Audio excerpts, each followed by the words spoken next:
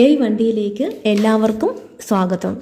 ഇന്നത്തെ വീഡിയോ ഉടമ തൊഴിലാളി അംശാദായ വിഹിതം സംബന്ധിച്ചുള്ള വിവരം. ക്ഷേമനിധി വിഹിതം തൊഴിലുടമയും തൊഴിലാളിയും പ്രത്യേകമായി അടവാക്കേണ്ടതാണ്. തന്മാസത്തെ വിഹിതം തൊട്ടടുത്ത മാസം 7-ാം തീയതിക്ക് മുമ്പായി അടവാക്കേണ്ടതാണ്.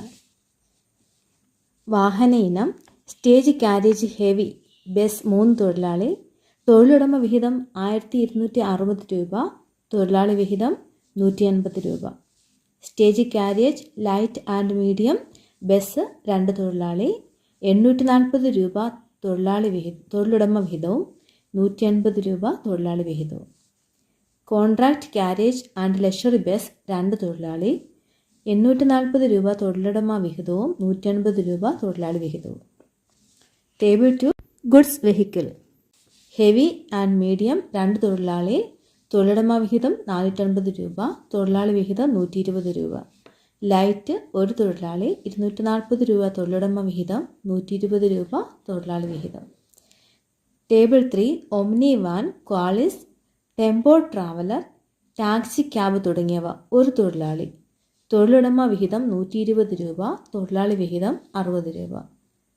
ടേബിൾ 4 ഓട്ടോറിക്ഷ, ട്രാക്ടർ, ടില്ലർ 1 തൊഴിലാളി, തൊഴിലുടമ വിഹിതം 60 രൂപ, തൊഴിലാളി വിഹിതം 60 രൂപ.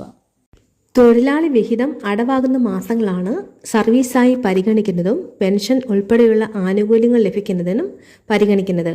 മറ്റുള്ളവരുടെ വാഹനം ഓടിക്കുന്നവർ തൊഴിലാളി വിഹിതവും, സ്വന്തം വാഹനം ഓടിക്കുന്നവർ തൊഴിലാളി വിഹിതവും തൊഴിലുടമ വിഹിതവും അടയ്ക്കണം. ഉടമ വിഹിതം ടാക്സ് അടയ്ക്കണമെങ്കിൽ ആവശ്യമാണ്. റീഫണ്ട് സമയം തൊഴിലാളി അടച്ച മുഴുവൻ തുകയും ഉടമാവിഹിതത്തിൻ്റെ ഒരു ഭാഗവും തൊഴിലാളിക്ക് തന്നെയാണ് ലഭിക്കുന്നത്.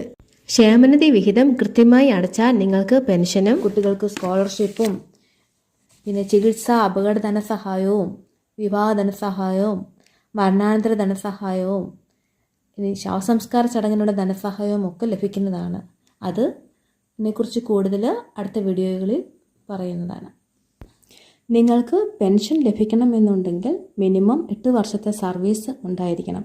അതുകൊണ്ട് ഒട്ടും സമയം കളയാതെ നാളെ തന്നെ ക്ഷേമനിധിയിൽ ചേർന്ന് എല്ലാ മാസവും കൃത്യമായ വിഹിതം അടച്ച് നിങ്ങളുടെ ഭാവി സുരക്ഷിതമാക്കുക.